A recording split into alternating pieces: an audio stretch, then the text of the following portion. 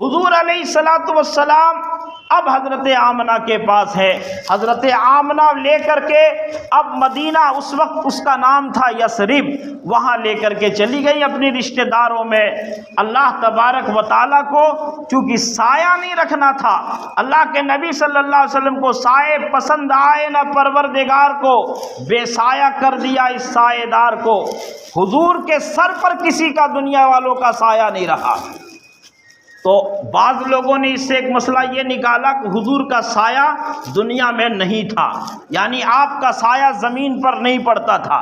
تو خیر بہرحال یہ تو اختلافی مسئلہ ہے۔ بعض لوگوں نے کہا کہ سایہ سے مراد یہ تھا کہ آپ کے والد کا سایہ آپ کے سر سے اٹھ گیا، پھر آپ کی والدہ بھی دنیا سے رخصت ہو گئے، اور پھر آپ کے دادا محترم بھی دنیا سے چلے گئے۔ تو سایہ سے مراد یہ تھا کہ اللہ تعالیٰ نے آپ کے سر پر کسی کا سایہ نہیں رکھا۔ چنانچہ حضرت آمنہ لے کر کے گئی، اور پھر وہاں آپ 1 مہینہ قیام کیے، اور وہاں سے آپ لوٹ رہے ہیں۔ آپ کی عمر 6 سال کی ہے، اور وہ مقام آیا جس مقام کو مقام ابوا کہتے ہیں۔ آپ حضرات میں سے جن لوگوں کو اللہ تعالیٰ نے حج کی سعادت نصیب فرمائی ہے، بہت سارے لوگ اس مقام پر جاتے ہیں۔ اس مقام پہ حضرت آمنہ کی طبیعت خراب ہوتی ہے، اور جنگل اور بیابان ہے، چاروں طرف بھیانک وادی ہے اور کوئی نہیں ہے۔ حضور علیہ الصلوۃ والسلام ہیں، اور آپ کے ساتھ خادمہ ام ایمن ہیں اور حضرت آمنہ ہیں۔ وہاں آپ کی طبیعت خراب ہوتی ہے۔ ہو سکتا ہے کہ اللہ تبارک و تعالیٰ کو یہ امتحان لینا مقصود تھا، اپنے نبی کو اللہ رب العزت نے اس عمر میں ایسے امتحان میں مبتلا کیا تاکہ دنیا کو یہ بھی پتہ چلے کہ اللہ بے نیاز ہے۔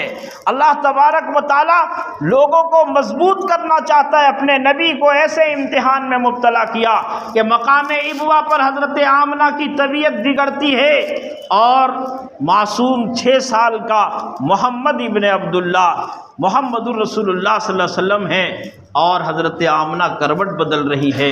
رسول اللہ صلی اللہ علیہ وسلم اپنی والدہ کو گلے لگا کر کے رو رہے ہیں، آنسو بہا رہے ہیں۔ تو بہت ہمت کر کے حضرت آمنہ نے کہا کہ بیٹا، اب مجھے لگتا ہے کہ میری زندگی کا چراغ گل ہونے کو ہے، لیکن میں نے جو علامتیں دیکھی ہیں اور میں نے جو مناظر دیکھے ہیں تمہاری پیدائش کے وقت، اس سے اندازہ ہوتا ہے کہ ایک دن تیرے ذریعے سے یہ دنیا پاک کی جائے گی اور دنیا روشن کی جائے گی۔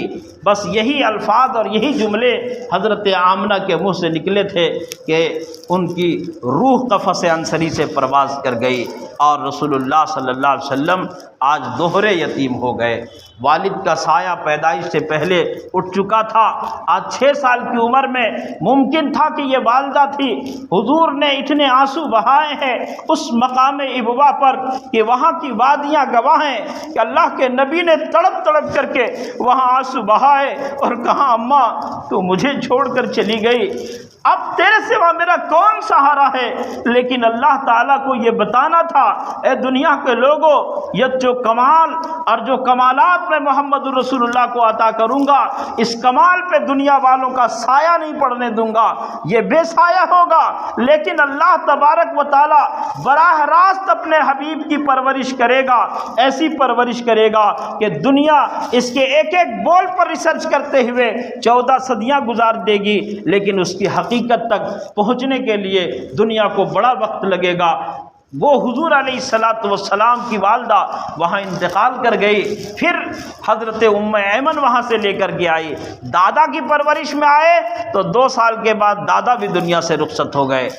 اس کے بعد حضرت ابو طالب نے آپ کی پرورش کی، لیکن سچ یہ ہے کہ ابو طالب بھی غریب اور مفلوق الحال تھے، خود کثیر العیال تھے۔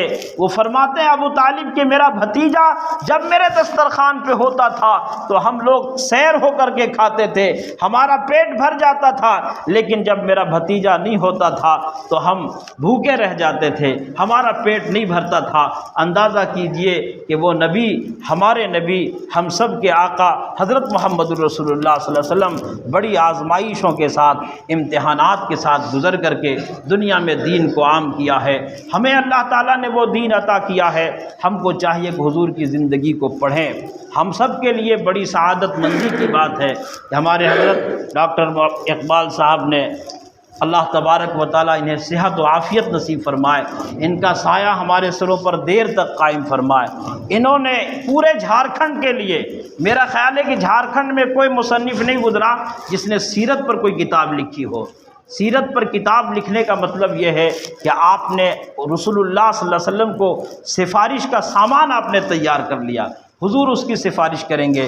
ہمیں چاہیے کہ ہم سیرت کی کتابوں کا مطالعہ کریں، حضور کی زندگی سے واقفیت حاصل کریں۔ اللہ ہم سب کو اس کی توفیق عطا فرمائے۔ وآخر دعوانا ان الحمدللہ۔